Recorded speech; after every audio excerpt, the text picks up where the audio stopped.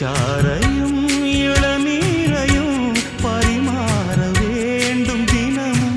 அந்திப்பகல் வந்ததொரு இன்ப மயக்கம், அஞ்சு விரல் பட்ட இடம் மெல்லச் சிலிர்க்கும். எங்கெங்கே தொட்டாலும் அம்மம்மா உற்சாகம் அங்கங்கே உண்டாகும். வா கன்னத்தில் கன்னம் வைக்க